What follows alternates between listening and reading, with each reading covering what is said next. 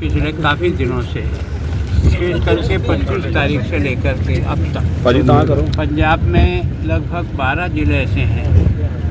जिनमें इस बाढ़ का असर है। कई ज़िले तो ऐसे हैं, 6 ऐसे जिनमें बाढ़ का बहुत ज़्यादा असर है। लगभग सब मिलाकर के 1 लाख हेक्टेयर से भी अधिक ज़मीन पर जो है ना पानी आज की तारीख में फैला हुआ है। जगह जगह कई तरनताल इस दृष्टि से अभी तक तो थोड़ा बचा हुआ है, जबकि फिरोजपुर में कम से कम काफ़ी लोगों को 8 कैंप लगा करके भी उसमें उनको सबको ला करके रोका हुआ है। यहाँ ये है कि अभी तक केवल 60 लोगों को निकाल कर चलाए हैं और ऐसी कोई छोटे मोटे जो है ना बस्तियाँ हैं जहाँ थोड़ा सा पानी का नुकसान है। तो मैं सोचता हूँ कि पानी का जो छोड़ रहे हैं सामान्यतः पहले से सूचना देते हैं और यहाँ तक पानी पहुँचने में कई बार 12 से लेकर के 24 घंटे 48 घंटे लगते हैं। लेकिन बाढ़ की स्थिति जो है ना जैसा ये बता रहे हैं, मुझे तो यही ध्यान था कि 2.5 तक पानी छूटेगा, लेकिन जैसा बता रहे हैं कि 3 से भी अधिक हो सकता है। तो निश्चित रूप से इतनी पानी की कैपेसिटी हमारी नदियों की और है नहीं, तो फैलाव निश्चित रूप से तो सबसे ज़्यादा इस समय जो नुकसान हो रहा है वो खेती को हो रहा है, क्योंकि यहाँ प्लेन एरिया होने के कारण से खेत जो है कई, और जब 3 दिन 4 दिन किसी खेत में पानी रुक जाता है तो फसल तो 100% नष्ट हो जाता है। मैं सोचता हूँ इस सब का जो मूल्यांकन होगा वो तो पानी उतरने के बाद ही इसका सही होगा, लेकिन इमीडिएट राहत की दृष्टि से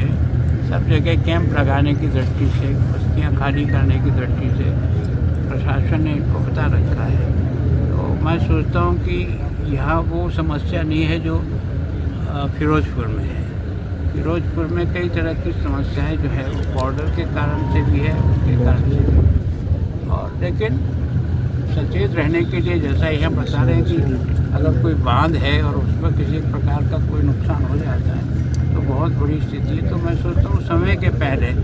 हमको जानकारी तो मिल गई है कि 3 लाख क्यूसेक पानी छोड़ा जाएगा, तो निश्चित रूप से उसकी तैयारी प्रशासन कर रहा है। हम चाहते हैं कि हमारी तरफ से, सरकार की तरफ से किसी प्रकार की कोई आवश्यकता हो तो निश्चित बताएं। आज मुख्यमंत्री जी भी इधर ही हैं, मैं भी इधर सभी ज़िलों में बाई रोड ही निकला हूँ ताकि देखता हुआ स्टेट पठानकोट तक जाऊँ। आप पुनर्वास केंद्र सरकार ने, मैंने भी होम मिनिस्टर केंद्र से बात की है, उनको सारी जानकारी दी है। उन्होंने भी कल जो है वो जम्मू कश्मीर की तरफ से आने की मौसम ठीक नहीं होने के कारण से वो वहाँ से शायद निकल गए। प्रधानमंत्री जी ने स्वयं ने भी मुख्यमंत्री से बात करके हर प्रकार की सहायता देने की बात की, लेकिन सारा असेसमेंट तो यहाँ लोकल करके भेजेंगे, तो फिर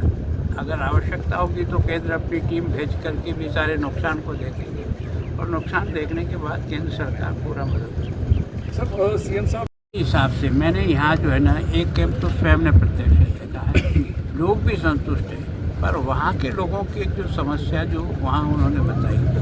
कि वो 70 साल से वो ज़मीन पर खेती कर रहे हैं, उनके बाप दादा और कई पीढ़ियाँ यहाँ हुई है, लेकिन उनको ज़मीन का राइट नहीं है।